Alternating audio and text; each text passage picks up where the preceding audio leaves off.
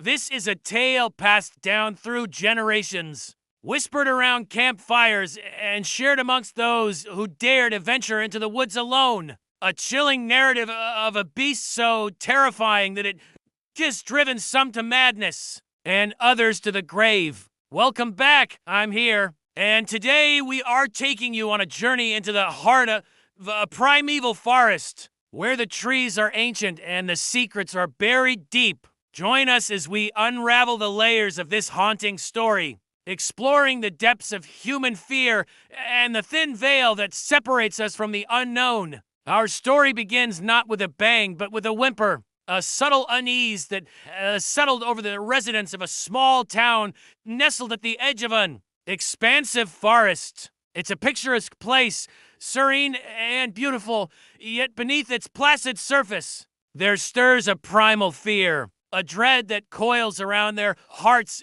every time the sun dips below the horizon and shadows lengthen in the woods. The creature they fear is never seen directly, only glimpsed from afar or heard rustling in the undergrowth. It's a thing of nightmares, a grotesque amalgamation of animalistic features and unsettling moans that seem to carry tales of anguish and despair. The locals refer to it as the Howler, a name that echoes the mournful sound it makes. A sound that seems to suck the very joy out of the air and leave behind a heavy silence, pregnant with dread. The first whispers of the creature began with the disappearance of Elias Croft, a young man known for his adventurous spirit and thirst for the unknown. He had ventured into the forest to gather rare herbs for his ailing grandmother, a task he'd undertaken many times before. But this time he didn't return.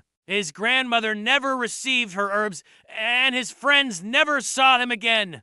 The only clue to his vanishing was a single, terrified scream that echoed through the valley and then fell silent. After that, there were more. Martha Jenkins, a solitary woman who walked in the woods daily, collecting berries and mushrooms, vanished without a trace. Old Man Hemlock, who lived on the edge of the forest and spoke in riddles, disappeared during a violent storm, leaving behind only a shattered walking stick. Each disappearance was a fresh wound on the town's psyche, each one bringing the specter of the Howler closer to the forefront of their minds. The townspeople began to arm themselves, venturing out into the forest in groups, each disappearance fueling their resolve to uncover the truth. They found tracks, huge, clawed footprints that seemed to mock their efforts, leading them deeper into the woods and then disappearing without a trace. They found signs of a struggle, broken branches, uprooted trees, and disturbingly, scattered human bones. Bones that sent shivers down their spines and turned their blood to ice, for they recognized them as belonging to those who had vanished. As the days turned into weeks and the weeks into months, the Howler became a constant specter, a dark cloud hanging over the town. Fear became a way of life, seeping into their dreams and tainting their waking hours. No longer did they find solace in the beauty of their surroundings. The tranquil forest was now a menacing presence, its serenity a cruel mockery of the horrors that lurked within. The question that haunted them was why? Why were they being targeted? What had they done to deserve such a terrible fate? The answers, when they came, were both terrifying and heartbreaking. Deep within the forest's embrace, hidden in a clearing untouched by sunlight, lay a cave. It was here that the Howler made its lair. The townspeople discovered this grim sanctuary, and with it, the horrifying truth. The cave was adorned with countless bones and disturbing drawings depicting scenes of unimaginable terror. These weren't just any bones. They belonged to the missing townspeople, each telling a silent, gruesome tale of their final moments. The drawings were unsettling, depicting grotesque creatures preying on humans, their expressions twisted in eternal agony. As they unearthed more bones and uncovered more drawings, a horrifying picture emerged. The Howler wasn't just a monster. It was a harbinger of an ancient evil, a malevolent entity that had awakened after centuries of slumber. It seemed as if the creature had been dormant, lying in wait, and the disappearances were not random acts of violence, but deliberate abductions, carefully planned and meticulously executed. The Howler was gathering its strength, preying on the town's people to regain its power and wreak havoc once more. The discovery of the cave and its gruesome contents sent shockwaves through the town. The idyllic facade they'd clung to for so long was shattered, replaced by stark, undeniable reality. The Howler was real, and it was growing stronger with each passing day. But amidst the horror, there was a flicker of hope. For in the darkest depths of despair, courage often takes root. A small group of townspeople, led by Thomas Blackwood,